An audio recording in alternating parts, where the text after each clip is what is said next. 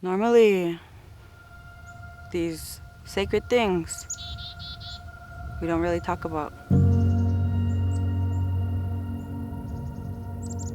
It's a place that is within the heart of every Apsáalooke that understands their oral history, that understands the history of the people. It's part of the fabric of Crow life. In the Apsáalooke language, they call this place Awaxaawippíia. Awaxaawa means mountain, and Pia, some people say ominous, some people say angry. Either way, it's kind of a connotation that is of great power that is not necessarily pleasant. When I was a kid, the stories that I had heard just made me hold them in such high regard. They needed to be treated with respect.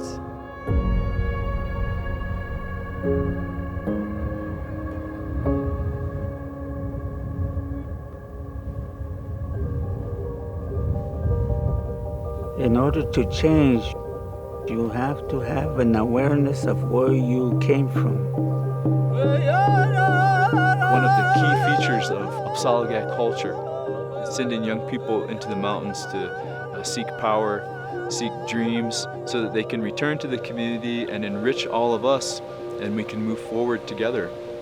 My great-grandfather, Chief Leggins, fasted up there. A lot of the great leaders, the chiefs, they fasted up there. When I was a young child, Tennison went up to one of those mountaintops, and he had a vision.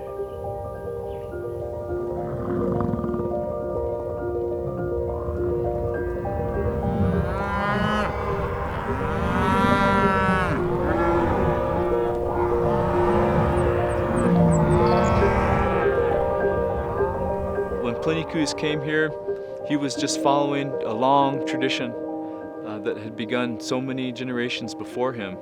And it was the elders who were able to interpret that dream and able to make decisions based upon it. That we should never fight the white people, that we should never engage in any kind of a war against them. It would not be in our best interests. That vision that one child got still affects us today.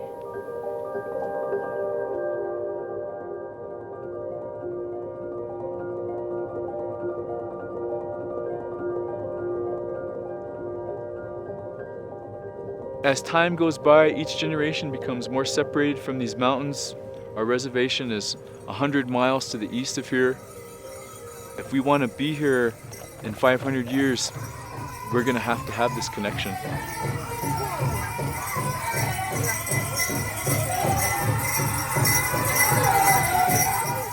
Even today, we have young men go on vision quests there because they believe that it's a source of power. Guidance, direction is through the vision. It's through the fasting place because it's pure there. You're not getting anyone other than the Creator guiding you. When you're up there, when you're by yourself, you're sacrificing yourself. An experience that cleanses not just your body, but it cleanses your spirit. And when you're done, you come out clean. My tribe, through colonization, has been through a meat grinder. That's what it feels like. And we need to get back to where we were, and we need to do that through hard work, through sacrifice, and through believing in who we are. And that's what coming to the Crazy Mountains is about. Thank you very much, singers. Let's give them a big round of applause. Some great singing going on over there.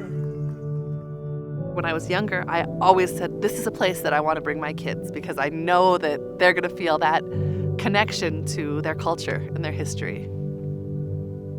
We would come get teepee poles. My grandfather would go hunting up here. I have a 9-month-old, and this is her first time coming up in here. As soon as we started getting closer, she started singing and laughing, and it's a whole different feeling. You can see it in their face. She feels something here. It's not something that is understood in the mind, it's something that's understood in the heart.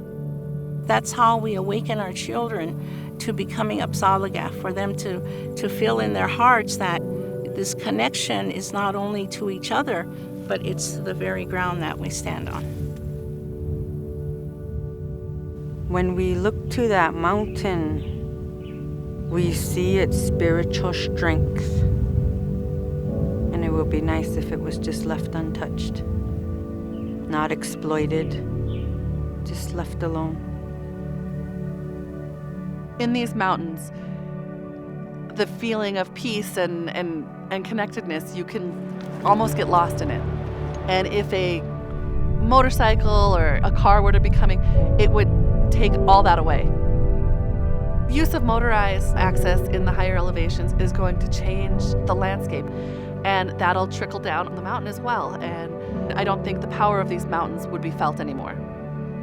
The dream is that this place can be what it once was, a place for us to find out who we are. And through that kind of self-knowledge, lead us to a better day. Pass that strength and wisdom down to the next generation. The Forest Service should stand alongside not only the tribe, but the Crow people themselves.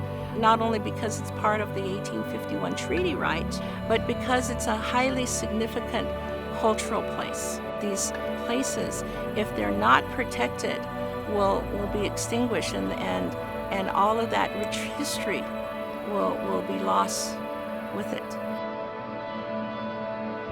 It's very important that the Forest Service keep this land how it is, so that the future generations have that connectedness to their culture, and they can come and say, we're connected to this land, this is us, this is part of who we are today.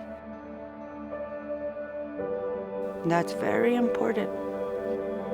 So not just us can enjoy it, because that young boy sitting on that mountaintop having that dream was thinking of me. He didn't even know who I was. And that's how we need to be.